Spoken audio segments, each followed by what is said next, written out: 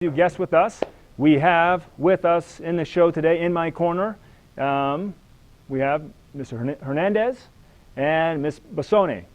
So today we're going to talk about just having when you're kind of in the low, we all have bad days, right? So Ms. Hernandez, what would you classify as a bad day? I don't know. I try to stay relatively happy, but there are Not those happy days. Bad days. Well, I'm just saying, I'm Okay. trying to do my positive in the present stuff. Yes. So, I would say that, the days that are the most bad for me are sometimes when I have students that don't behave well, or if a student is having a personal problem, it really bugs me. But also if, we all have plans in life, and sometimes plans don't go the way we want, and there's been many times where I've had disappointments and it's ruined my day. Okay. Yeah, so bad day, right? So if you have a bad day, that's kind of just like a car accident or you get punched in the face, right? That's kind of a bad day. So Ms. Bassone, so how would you classify like a bad day, different from bad day to like a low? Like it's just kind of one of those days where you don't have a reason, but it's just a low, bad day. Sure. I like what you said about a bad day. Just things don't go our way. Things happen. You try to stay positive. You're okay, but you had some bad moments. A low is when, for me anyway, when you don't really know why you're experiencing that low. You just feel off and not like yourself, and maybe even going into the bathroom and crying it out or whatever. Yes. Which I think helps.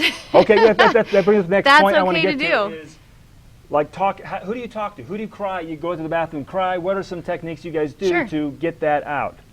Well, sometimes I just cry and then I'm okay.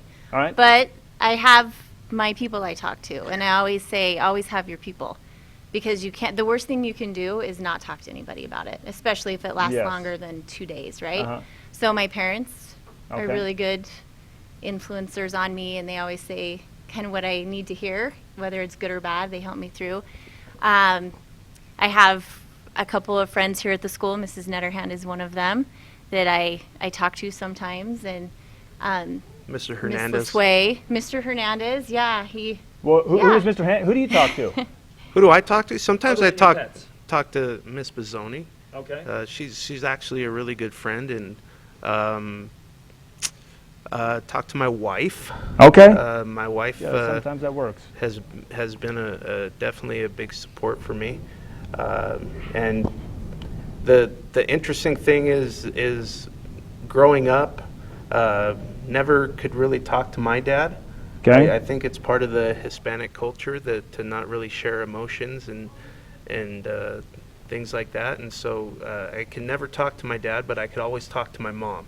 Okay. And so that's the mom. And so we have a short video we want to show real quick about Tyson Fury, who kind of talked about that same thing, about not being able to talk and having that tough mentality, but he's a world-class boxer. He traded his guns for love. I was on the verge of suicide. That's when I had to quit. But I didn't quit on myself, and I didn't quit on the world. That's why I'm back here to tell a story. Well, we have a lot of folks who take in this show, listening, watching, who whenever the subject of mental health comes up, they sit up straight, because there's so many people that are struggling with mental 100%. health. And it's something that you can't identify because there's no cast, there's no crutch. It's just something that goes on between the temples of somebody, and you have no idea what somebody's struggling with. What do you say to people who are right now listening to you and maybe knowing your story or not, to those people to have them get off the mat? Life's hard. Nothing's ever going to hit you as hard as life will. And anyone who suffers with mental health problems, it is a silent killer. Kills more people every year than most other things. Of men under 35, it's the biggest killer on earth. And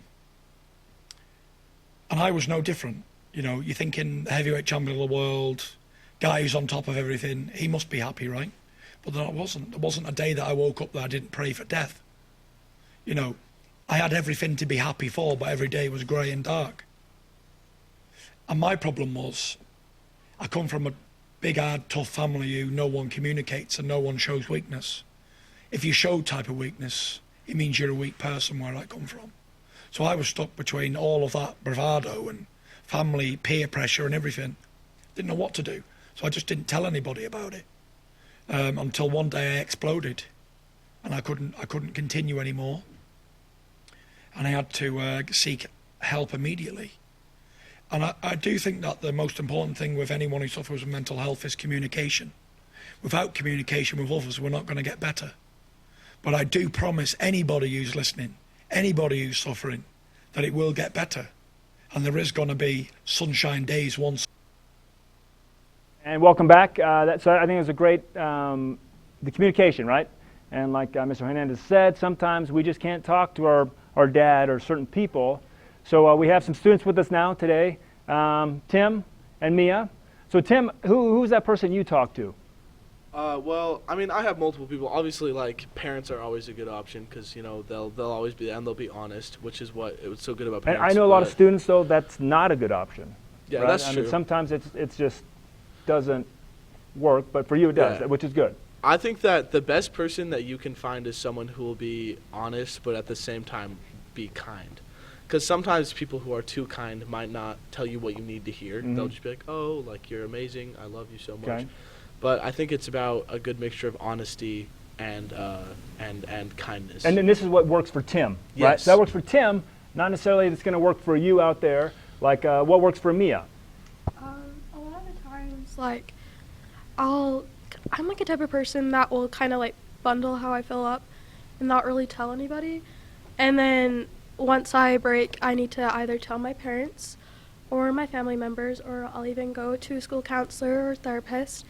And that works for me, not everybody else, but it is really helpful to at least talk to somebody. And that's the key. And because a lot of times too, I have a hard time talking to people because I don't want to be that burden on other people. And so it's tough. For adults, I don't know if it gets harder as an adult, but as a student. So you have certain friends that you choose?